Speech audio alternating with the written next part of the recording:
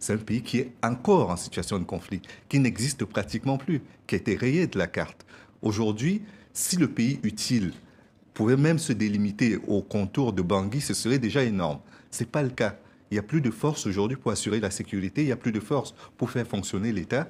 Et on verse de l'argent, ou on essaie de rassembler de l'argent au niveau du Conseil de sécurité pour venir en aide à ce pays-là. Je pense que ce n'est pas là l'enjeu. L'enjeu, selon moi, c'est de faire en sorte, pour un pays enclavé comme la République centrafricaine, que les voisins s'impliquent de façon vertueuse dans la gestion de la crise, parce que c'est la seule manière d'y arriver. Il y a des discussions pour savoir si la Centrafrique est en état pré-génocidaire, etc. La situation est évidemment très catastrophique et inquiétante.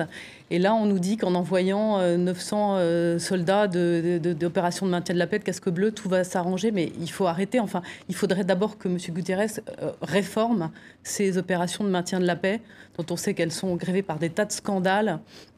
Il y a eu toutes ces histoires sexuelles, d'agression sexuelle, oui, voilà, d'agression sexuelle. Enfin, je veux dire, comment de trafic en tout genre, comment on peut penser que ces casques bleus vont bénéficier du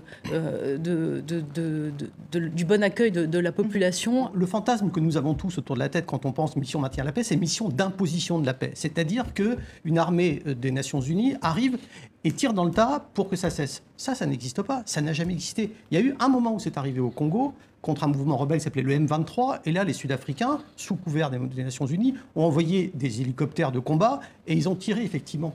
Mais ça n'est pas arrivé. Et ça n'arrivera pas en Centrafrique pour une raison simple, c'est qu'il n'y en a pas un M23. Il y en a 50 des M23. Les mouvements guérilla aujourd'hui, les multiples mouvements qui contrôlent des localités, etc., se sont divisés. Il y a une foule d'intervenants militaires qui chacun contrôle un bout de territoire, se dispute avec le voisin pour des tas de raisons économiques, religieuses, pseudo-ethniques, etc.